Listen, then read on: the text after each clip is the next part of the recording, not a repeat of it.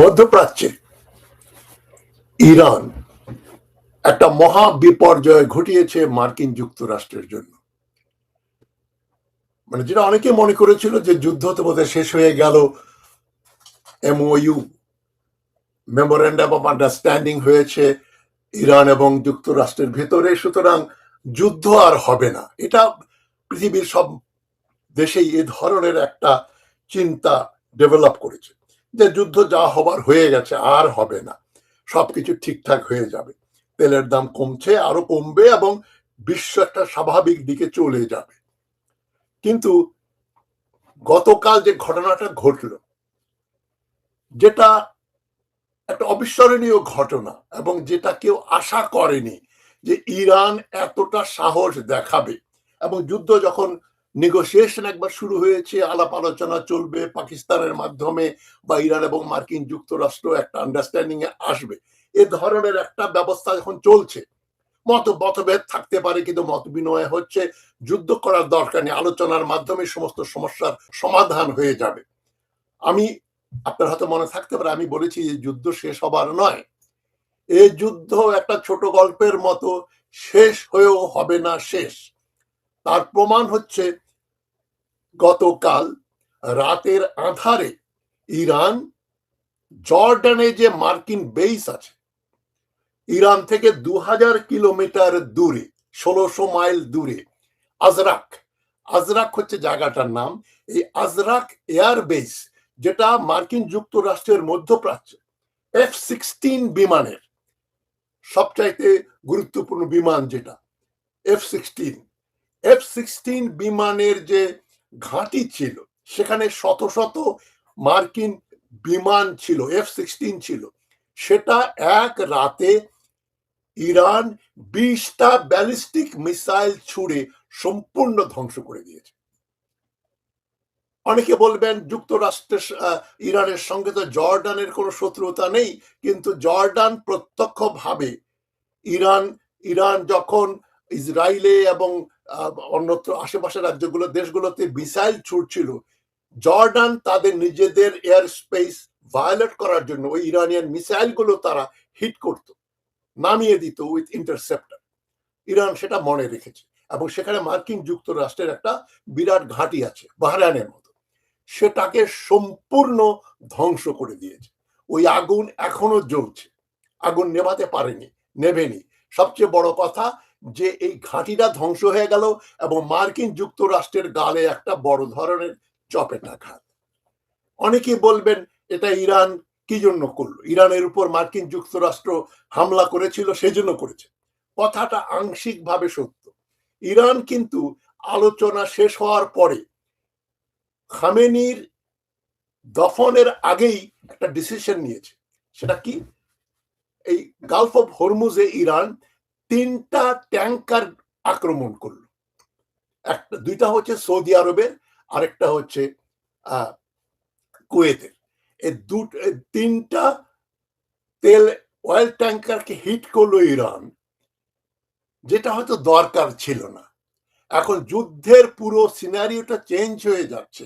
এতদিন Iran defensive, প্রতিরক্ষামূলক যুদ্ধ করেছে, এখন ইরান কিন্তু অফেন্সিভে যাচ্ছে, তারা প্রভোক করছে, তারা আর ওই আক্রমণের প্রতি আক্রমণে আক্রমণ করছে না, তারাই আক্রমণ ইনিশিয়েট করছে।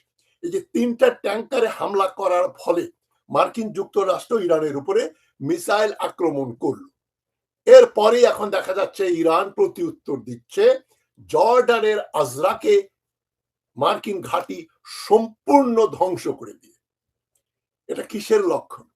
ইরান যুদ্ধ করতে চায়। এতদিন আমরা জানতাম ইসরায়েল আমেরিকাকে বাধ্য করছে যুদ্ধ করার জন্য এবং এই যুদ্ধ অ্যাভয়েড করা যেত।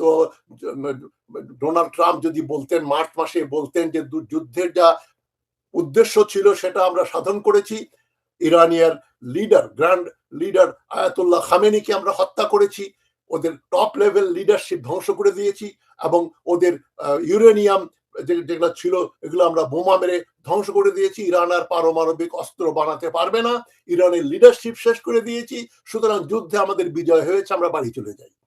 এটা অনেকে অ্যানালিস্ট বলছেন ডোনাল্ড ট্রাম্প এটা বলতে পারতেন, কিন্তু ডোনাল্ড ট্রাম্প সেটা বলার সুযোগ পাননি, কেননা বেঞ্জামিন নেতানিয়াহু চাচ্ছেন যুদ্ধটা চলুক, যাতে তার বিরুদ্ধে যে করাপশনের চার্জেস আছে সেগুলো যাতে আর কোর্ট কাচারিতে না যায় এবং তার বিরুদ্ধে যেন বিচার প্রক্রিয়া শুরু না হয়। বিচার হলে বেঞ্জামিন নেতানিয়াহু ক্ষমতা চলে যাবে, তিনি জেলে যাওয়ার তার সম্ভাবনা রয়েছে। কিন্তু বেঞ্জামিন নেতানিয়াহু যুদ্ধ চাইতেন এবং ডোনাল্ড ট্রাম্প বাধ্য হয়ে, ইভেন যেহেতু আমেরিকান কংগ্রেসম্যানদেরকে ইসরায়েল টাকা পয়সা দিয়ে কিনে রেখেছে, ইসরায়েল যেটা বলবে সেটা আমেরিকা করবে। কিন্তু এখন দেখা যাচ্ছে যুদ্ধে ইসরায়েল যদিও বলছে আমরা যুদ্ধ করব, আমরা লেবাননের সঙ্গে আমাদের কোনো সিজফায়ার হবে না হেজবুল্লাহকে শেষ করার আগ পর্যন্ত, ইরান এ সমস্ত কিছু বলছে না। ইরান এখন ব্যালিস্টিক মিসাইল ছুটছে মার্কিন যুক্তরাষ্ট্রের ঘাঁটি, যেটা জর্ডানে মানে বিরাট ঘাঁটি, সেটা ধ্বংস করে দিল। এবং এটা হচ্ছে কি, ইরান প্রভোগ করছে। এবং এর লক্ষণ আপনারা লক্ষ্য করেছেন কিনা জানি না, আয়াতুল্লাহ খামেনির মৃতদেহ যখন কাফিন যখন যাচ্ছে, তখন ওটা লাল কাপড় দিয়ে ঘেরা ছিল। লাল কাপড় হচ্ছে সিম্বল অফ ফায়ার, প্রতিশোধ এবং যুদ্ধের সিম্বল, যে আয়াতুল্লাহ খামেনিকে আমরা দফন করব এবং এই লাল কফিন দিয়ে, এবং লাল কফিনের মাধ্যমে আমরা জানিয়ে দিচ্ছি যে আমরা কিন্তু যুদ্ধের জন্য সম্পূর্ণ প্রস্তুত এবং আমরা এখন আক্রমণ করব। এর ফলে যেটা ঘটবে সেটা কি, সেটা হবে পৃথিবী বিশ্বের 20% তেল যেখান থেকে আসে এই গালফ অফ হরমুজ, সেটা পৃথিবীর মার্কেটে যাওয়া বন্ধ হয়ে যাবে। তো মার্কিন যুক্তরাষ্ট্র ডোনাল্ড ট্রাম্পও বলছে আমরা ইউএস নেভি পাঠাবো, নেভি দিয়ে স্কট করে আমরা তেল ট্যাঙ্কার গুলো নিয়ে যাব এবং হরমুজ প্রণালী আমরা খুলে দেব।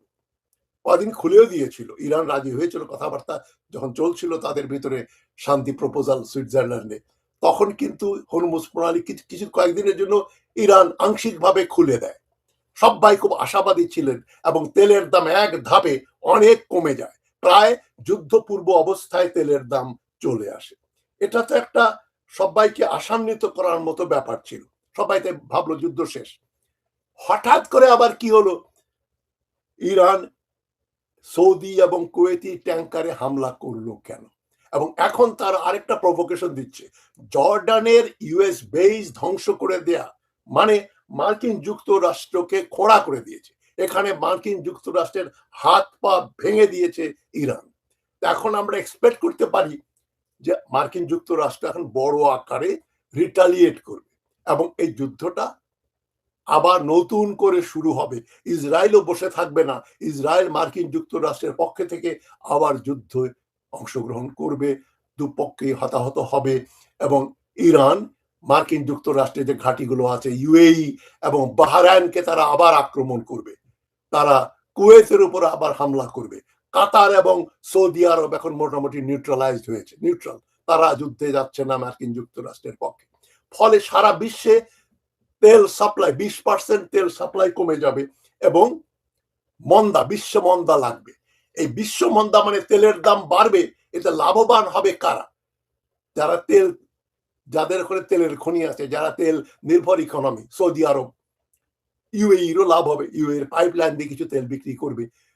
কিন্তু এবং ইরান তার ট্যাঙ্কারে করে তেল নিয়ে যাবে হরমুজের মুখের উপর, ইরানের তেল সাপ্লাই চলবে। আর ইরানের 80% তেল কেনে চীন। চীনের ট্যাঙ্কারের উপরে বোমা বর্ষণ করা, মিসাইল মারার মতো সাহস মার্কিন যুক্তরাষ্ট্রের নেই। চীনের ট্যাঙ্কারে হামলা করলে সেটা চীনকে প্রত্যক্ষভাবে যুদ্ধে অংশগ্রহণের জন্য দাওয়াত দেওয়া হবে এবং চীন যদি যুদ্ধের নামে মার্কিন যুক্তরাষ্ট্র সমূহ বিপদে পড়বে এবং একটা তৃতীয় বিশ্বযুদ্ধ হবার সমূহ সম্ভাবনা রয়েছে। সুতরাং তেলের দাম বাড়বে, গালফ অফ হরমুজ বন্ধ থাকবে এবং এটা লাভবান হবে ইরান এবং চীন। এটা গল্পের অর্ধেক অংশ। আসল ব্যাপার যেটা, সেটা আরো ভয়াবহ। কেন আমি বলছি যুদ্ধ বন্ধ হবে না? এই যুদ্ধ চিরদিন, বহুদিন চলবে, বহু বছর চলার সম্ভাবনা আছে, যদি না মার্কিন যুক্তরাষ্ট্র এখান থেকে পাত্তারি গুটিয়ে সবকিছু তুলে নিয়ে বলে যুদ্ধে আমরা জিতে গেছি, যুদ্ধ শেষ, গুড বাই।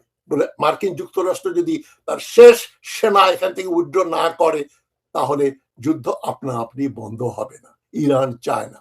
এখন আপনারা অনেকে ভাবতে পারেন মার্কিন যুক্তরাষ্ট্রের এত বড় নেভি, এত বড় এয়ারফোর্স, এ দুটো ব্যবহার করে আর্মি নিয়ে আসবে, এসে ইরানকে বাধ্য করবে হরমুজ প্রণালী খুলে দিতে, এমন ভাবে বম্বিং করবে Iranian missile, Iranian navy, Iran এরা কেউ বাধা দিতে পারবে না।